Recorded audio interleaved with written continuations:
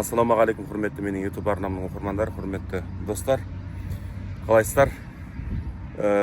Өткенде мен невроз жұқпалы дейтін видео ролик салған болатынмын, дәл осы әткеншекте осылай шайқалып отырып. Соған байланысты кейбір адамдар осы жерде жазған, мен жауап беремін деп айтқанмын. Осылай мен дәл осылай шайқалып отырып, тербеліп отырып видео түсіргем. Абай есімді бір оқырманымыз Камалбей деп жазыпты. Камалбей емес, Камалбай менің есімім. Бірақ айта берсеңіз болады, өзіңізге қалай ыңғайлы, проблем жоқ. Бұл талап емес.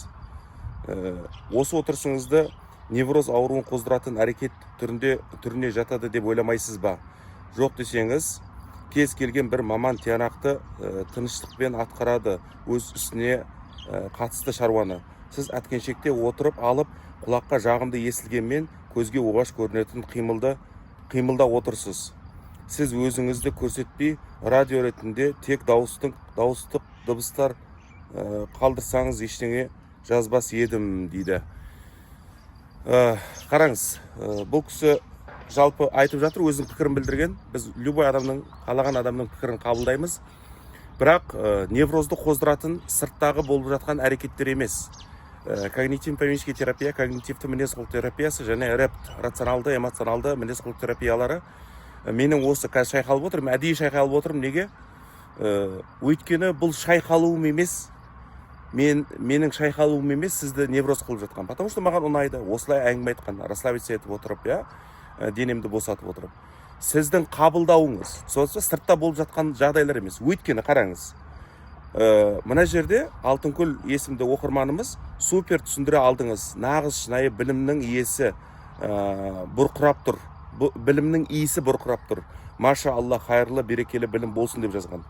Екіншісі, келесі адам, жұғады, менде депрессия болды, әйеліме күнде айтып, ол да түңіліп кетті дейді. Яғни депрессияның жұғатынын айтып жатыр. Ол менің шайқалып отқаныма мән беріп отқан жоқ ол адам.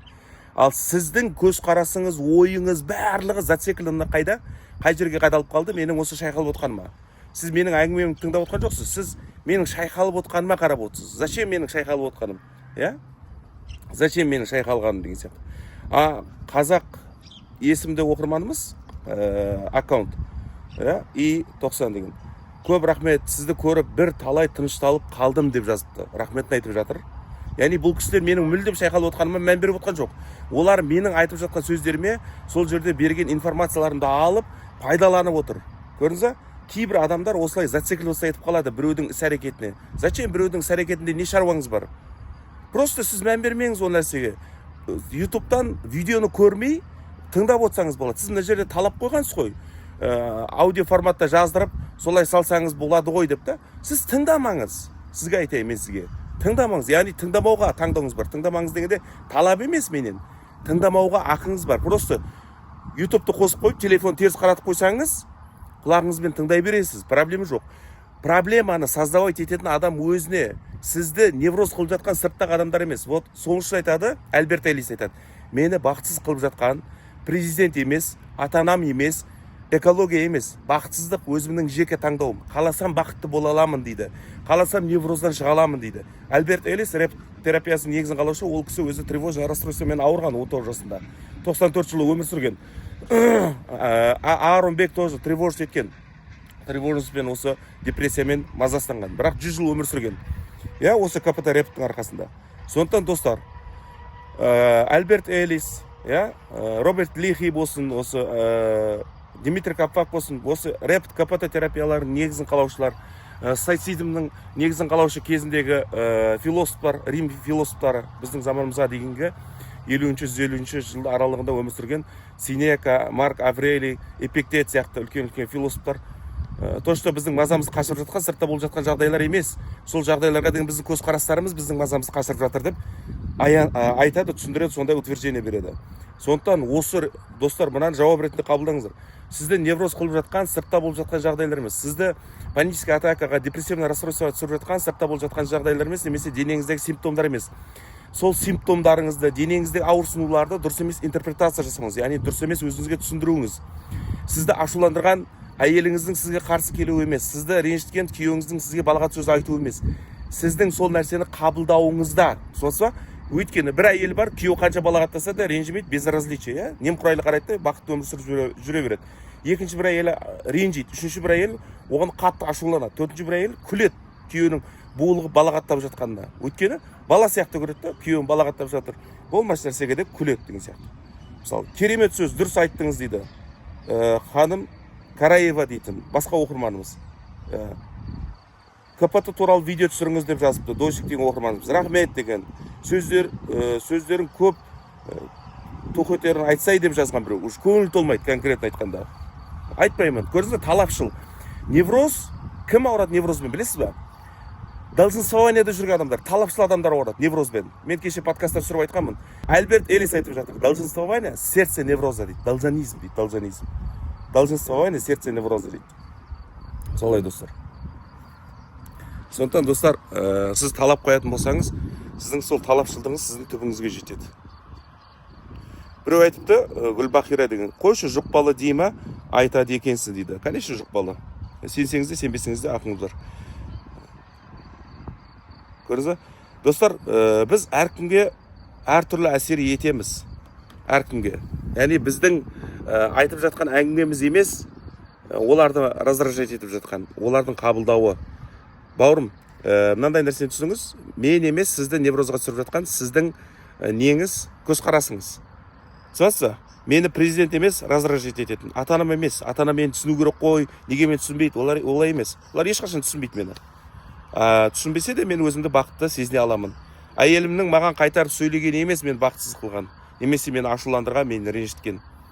Менің өзімнің ол олай жасамау керек, ол маған қайтарып сөйлемеу керек деген ішкі талаптарым. Түсінесіз? Сіз өз-өзіңізді саморазрушениеге алып келе беріңіз. Ол өзіңіздің жеке таңдауыңыз. Қаласаңыз талап қоймай, өзі біледі, қалағанша отырсын. Аспан үзіліп жерге түсіп жатқан жоқ, қиямет қайым орнап жатқан жоқ. Әткеншекте шайқалып отырды. Не болды? Что с того? Аспан үзіліп жерге түсті ма, мысалы, соғыс басталып кетті ма? Сізде таңдау бар да, бұл жерде. Сізде таңдау бар. Алла сізге таңдау берді. Айтып жатырмын жаңа жоғарыда. Телефонды бүйтіп қарап отырмай, бүйтіп тек төңкеріп отырсаңыз болады, дауысын естігіңіз келсе егер. Егер дауысын ұнап жатса, онда телефон төңкеріп қойыңыз да тыңдай беріңіз. Қандай проблема?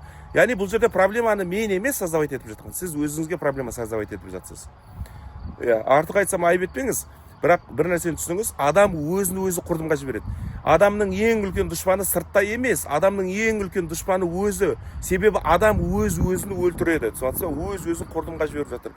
Өз-өзін неврозбен ауру қылып жатыр. Өз-өзін на дно дейді ғой, төменге жердің астына тығып жатыр. Немесе адамның ең жақын досы ол айналасындағы адамдар емес, әрине біздің жақын достарымыз бар.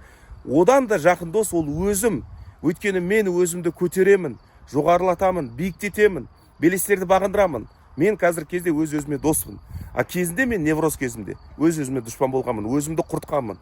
Ол олай болмау керек, бастығым мені түсіну керек. Мешітте мысалы бас имамдарым мені түсінбейді, олар мені түсіну керек, неге айлықты көтермейді деп жаңа жалбытса айта беретінмін. Конфуций айтады, жалбытса етпеңіздер, шағымданбаңыздар. Проблемаға шағымданбаңыздар. Өйткені шағымдану проблеманы екі есеге асқындырады дейді. Проблеманы күліп қарсы алыңыздар дейді. Сол кезде ол проблема өз-өзінен еріп жоғалып кетеді дейді. Күліп қарсы алу дейді. Күліп, сізде таңдау бар. деп күліп қарсы алуға таңдау бар. Немесе жаңа айтқан проблеманы ушықтыра беруге таңдау бар. Таңдау сіздің қолыңызда. Көрдіңіз ба?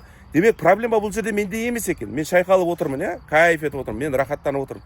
Мен удовольствие алып жатырмын. Қараңыз. Демек адамдардың көзқарасында, соңғысы менде емес проблема. Өйткені, если менде проблема болса, онда барлық адам бірдей айтар еді. Барлық адам бірдей мені жамандайтын еді.